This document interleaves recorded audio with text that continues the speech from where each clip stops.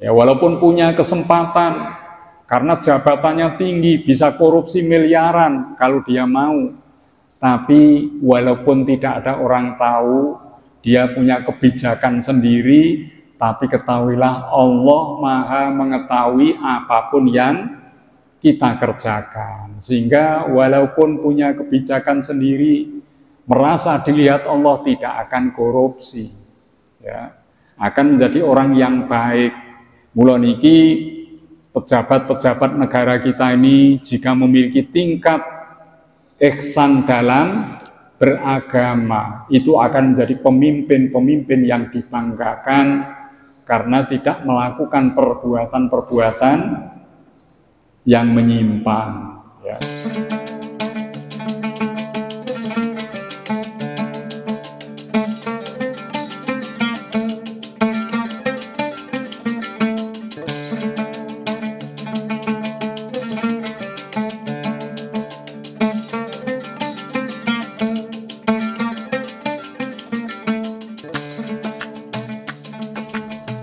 Tema yang terakhir, Allah mengetahui keislaman dan keimanan seseorang. Kul atu'allimunallaha bidinikum. Kul katakanlah, atu'allimuna, apakah kalian akan memberitahukan Allah kepada Allah bidinikum dengan agama kalian.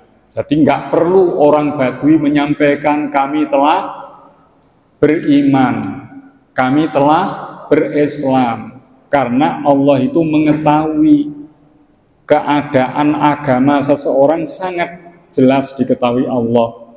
Wallahu ya'lamu ma fis samawati wa ma fil ard. Tidak hanya itu, wallahu, dan Allah ya'lamu, mengetahui ma fis samawati, apa yang ada di langit, wa ma fil ardi, dan apa yang ada di bumi.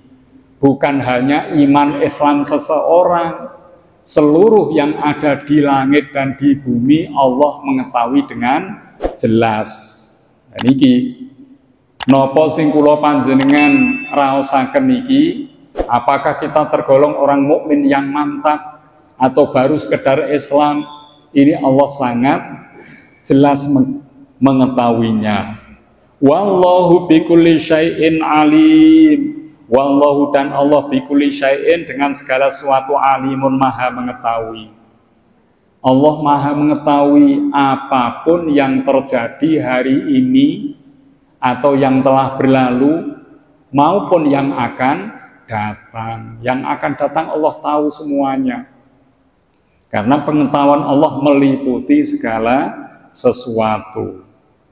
Kalau Allah tidak mengetahui segala sesuatu berarti bukan Tuhan.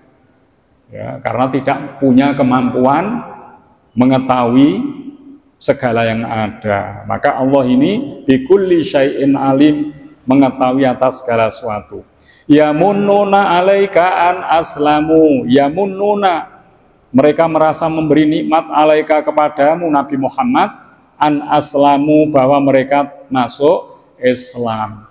Berita orang Badui masuk Islam itu pada dasarnya bukan memberikan suatu kesenangan kepada Rasul, ya, bukan memberikan kesenangan pada Rasul, akan tetapi kulla tamunnu alayya islamakum, katakanlah la tamunnu, janganlah kalian merasa memberi nikmat alayya kepadaku, islamakum, keislaman kalian.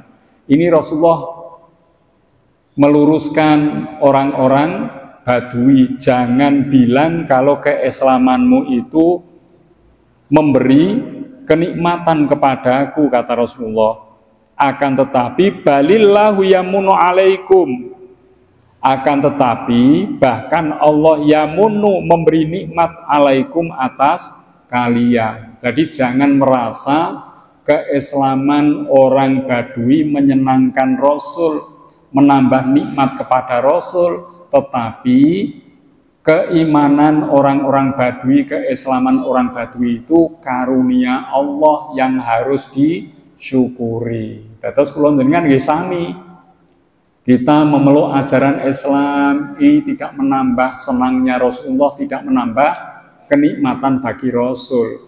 Tapi mari kita kembalikan bahwa kita berislam, kita beriman, itu sebagai karunia Allah yang kita sendiri harus mensyukuri. Kita harus merasa senang, ya. Ya, seperti itu. Kalau ini tadi terbalik, ya, aku mlebu Islam supaya Rasulullah senang, ya, supaya Allah menjadi senang, tidak seperti itu. Justru seseorang diberi hidayah menjadi muslim, mukmin, supaya dia merasa senang karena telah diberi hidayah. Anhadakum, bahwa dia menunjuki kalian, memberikan hidayah kalian, lil imani, pada iman, in kuntum shodiqin, jika adalah kalian orang-orang yang benar. Jadi kalau seseorang itu benar agamanya, benar keimanannya, keislamannya, dia akan merasa senang dengan hidayah itu.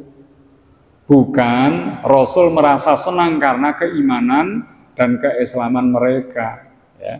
Kula jenengan nggih ngoten. Kita harus merasa senang karena Allah telah memberi hidayah Islam iman pada kita. Jangan bilang keislaman keimanan kita menjadikan Rasulullah itu senang, ya. Kita diharapkan bersyukur atas karunia itu. Innallaha ya'lamu ghaibas samawati wal ard. Ayat terakhir, innallaha, sesungguhnya Allah, ya'lamu, mengetahui, ghaibas samawati, kegaiban langit, wal ardi, dan bumi. Jadi langit bumi ada hal yang gaib, maksudnya kita tidak bisa menjangkau. Manusia ini walaupun dengan kecanggihan teknologi tidak akan mampu menerobos sampai langit ketujuh, kecuali itu Isra wal Mi'raj yang dikehendaki oleh Allah, ya. Manusia dengan kecanggihan teknologi baru sampai kepada Mars, baru sampai kepada bulan, belum sampai kepada langit yang kedua, tiga, sampai ketujuh, Sidratul Muntaha, mboten saged. Lah teng mriku karena tidak bisa dijangkau umat manusia, disebutlah hal-hal gaib. Lah hal gaib ini Allah mengetahui detailnya di sana apa saja, itu Allah jelas mengetahui semua yang gaib di langit dan yang ada di bumi. Bumi ini belum pernah ada orang yang melubangi bumi dari atas ini sampai bawahnya sana. Misalnya bawah sana kok Amerika, ya, Indonesia dibolongi sampai tembus Amerika, dereng wonten sing saged. Lapisan-lapisan bumi yang ada di dalam sana hal yang gaib bagi kita. Karena bumi ini kalau dibolongi, lubangi, di tengah-tengah itu ada apinya. Terbakar peralatan itu, ya. Jadi ada intinya bumi itu api, ada gas, ada api, tidak mampu teknologi untuk menjangkau ke sana.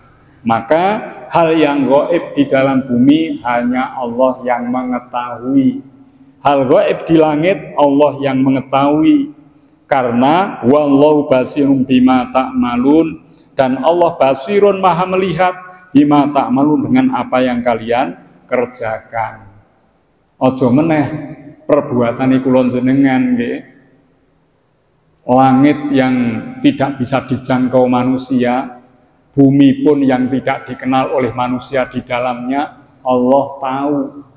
Jangankan apa yang tersembunyi dalam hati kita, apa yang kita lakukan, pasti Allah mengetahuinya. Nah ini mari kita jadikan suatu falsafah hidup. Di mana saja kita berada, Allah mengetahui apa yang kita lakukan, ya, dimanapun, dalam keadaan sendiri, dalam keadaan yang gelap sekalipun, Allah mengetahui hal-hal apa yang sedang kita lakukan. Kalau seorang punya konsep seperti itu, maka dia tidak akan berbuat dosa, akan menjadi orang yang baik, maka disebut ihsan. Ya, walaupun punya kesempatan, karena jabatannya tinggi, bisa korupsi miliaran kalau dia mau.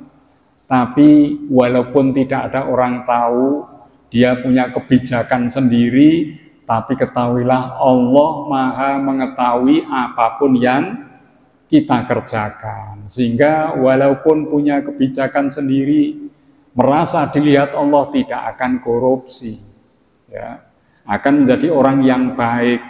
Mula niki pejabat-pejabat negara kita ini jika memiliki tingkat ihsan dalam beragama, itu akan menjadi pemimpin-pemimpin yang dibanggakan karena tidak melakukan perbuatan-perbuatan yang menyimpang.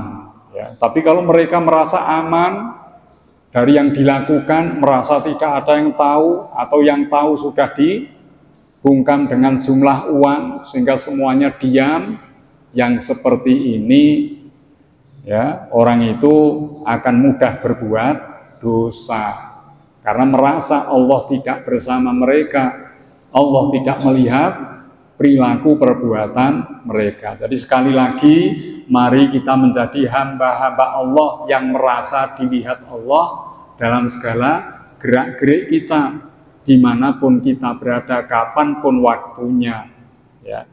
Kadosipun cekap nggih, cekap riyin, insyaallah mangke saged dipun lajengaken malih. Monggo dipun akhiri kanthi doa sesarengan. Bismillahirrahmanirrahim.